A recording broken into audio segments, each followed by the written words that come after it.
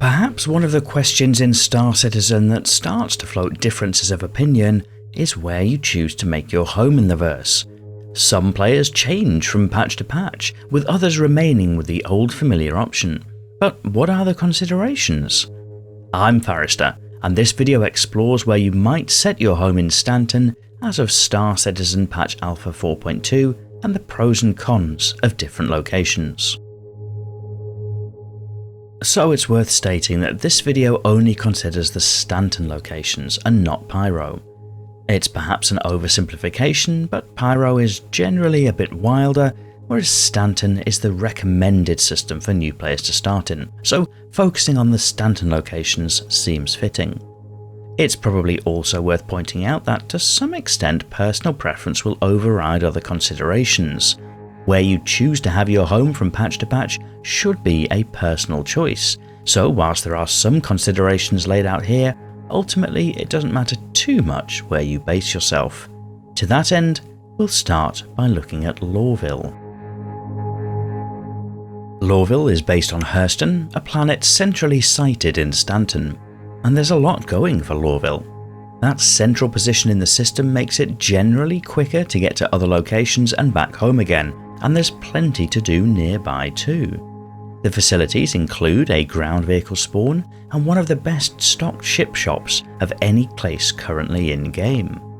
Whilst not to everybody's taste, Lorville does have a theme going for it, with a mix of wealth and opulence in places like the business district, contrasting with the grime of the backstreets, not to mention the iconic plastic bag hats. Transport-wise, the TDD for buying and selling cargo is a little more awkward to get to than other locations, as it has its own stop on the metro, but Lorville would probably be my recommendation for an optimal choice, even if it's not my personal preference. New Babbage on Microtech is up next, the Ice Lake City on the snowy planet.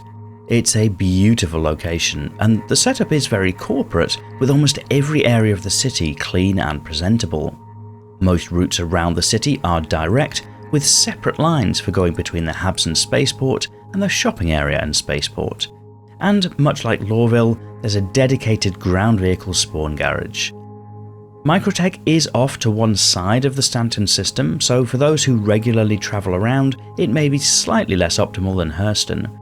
Moreover, it's the only city location that doesn't sell any ships, so for those looking to have an in-game upgrade path, buying a new ship would always involve travelling somewhere else. But it's certainly a picturesque location, and where Thomas Forrester has a home in the verse. The next location is also picturesque. It's Orison, the city in the clouds. Especially during a sunrise or sunset, the place looks fantastic. Most of the usable part of the city is built around 3 platforms with rapid transit between them, but most of what players use are isolated to just 2, making trips between them slightly simpler still. Crusader is fairly well sited too. Whilst not as central as Hurston, there's plenty nearby, including Grimhex for the less legal-minded players. And Seraphim Station in orbit has to be one of the greats too, at least since Port Olisar, never forgotten. But there are some drawbacks to Orison too. As it's in the sky, there isn't anywhere to bring in ground vehicles other than in your personal hangar. Larger ships may sometimes be assigned docking ports, which can be less ideal than a hangar bay for loading or unloading goodies, and whilst there is a Crusader Industries showroom that sells Crusader ships, the selection is very limited compared to Lorville or Area 18. Still, the city in the clouds is a favourite for many. And that brings us to Area 18, a little more cyberpunk, leaning heavily into the neon signs and pragmatic design. There are only 2 main usable parts of the city, with rapid transit moving between the plaza where the shops and Habs are and the spaceport. Notably, Area 18 also includes a ship store, arguably not as well stocked as Hurston, but with its own selection of options. The Planet Arcorp is a little off the beaten track, however, a little like Microtech, so that may involve more travel time than some other choices. Still, it's a solid choice for those who dig the aesthetic. Of course, once spawned into the game, there's always the option to load all of your gear onto your ship and move somewhere else to call home.